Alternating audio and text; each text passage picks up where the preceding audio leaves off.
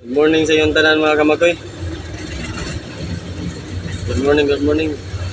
Labi na sa ako ang mga followers mga kamakoy. Pero patakabalit og content mga kamakoy kay medyo luya pa kaya ito ang panlawas karon. So na ako'y balita mga kamakoy.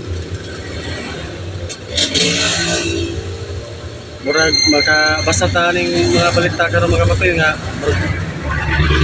dili na taganahan o minus mga balita. Tungod sa mga panahon karon nga kanang adlaw-adlaw na lang mga kamakoy na ilugos. Unsa naman yung mga tao mga kamakoy. Ako sa di ko ganahan mo palitog news mga kamakoy, dili na ko ganahan mo basa kay adlaw-adlaw na lang. Ato mabasa na igilugos. Take note sa inyong mga anak day nga unta.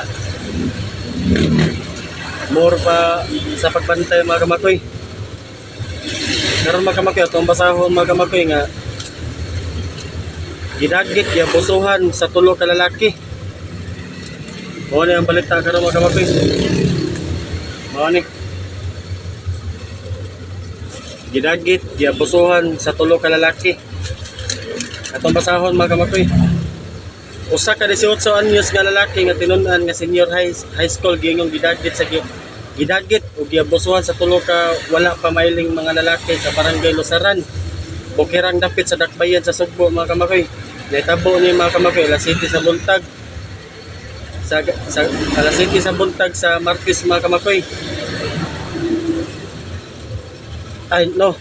Alas 7 sa gabi sa Martes. Pizza 29 sa Agosto mga kamakoy 2023. Sumala sa biktima mga kamakoy nga gipugnan kini gipugnan niya nga sa mantalaan nga gisulod sa eksako. Gidala sa usa ka lugar sa barangay Diin dito gibinastusan sa tulo ka mga lalaki mga kamakoy. Lalaki pa ni mga kamakoy tiklot. Lalaki pa ni siya. Ang inahan sa biktima ni Butyag nga nanangid niya ang iyang anak nga mulakaw aron mopalit ra og ballpen mga kamakoy. Sa tindahan sa ilang silingan apan wala kini makauli. Yan ang gabi una sa pag-alas 10 sa buntag. Miyerkules, Agosto 30 mga kamakoy 2023. Nauli ang anak nga dunay mga samad sa ulo. Nga timaan nga gipasakitan kini. Iulagway sa inahan nga nagkahugaw ang mga sapot sa iyang anak ug nagilak nga nigako samahan. Wala kini musulti kung unsay nahitabo kaniya mga kamakoy, kinatrauma kini. Oh. 18 anyos nga lalaki mga kamakoy ha. Miingon ang lalaki mga kamakoy nga katong giabusuhan mga kamakoy. Nga luod ang gibuhat kaniya. Nakaikya siya sa diyang nakakita o higayon tungod sa maong insidente. Ni-report kini sa mga kapulisan ng mga kamakoy. Aron mo reklamo, dili makaharong ang biktima sa pagtug-an unsay nahitabo kaniya kay gituoan nga apa sa trauma. Si Police Captain Wilmar Castillo hipi sa adlaon nagkanayon nga ila pa nga gipaabot nga mokalma ang biktima mga kamakoy. So mga kamakoy, in taon yung mga anak mga kamakoy kani mga kamakoy, grabe gid. Lalaki pa ni mga kamakoy ha. Nga giabusuhan sa tulo ka lalaki sad. How much nga ato ang mga anak nga babae mga kamakoy. Nga wala dili in taon makasukol. Kani 18 anyos mga kamakoy. Ikabuangan pa man gani. So mga kamakoy,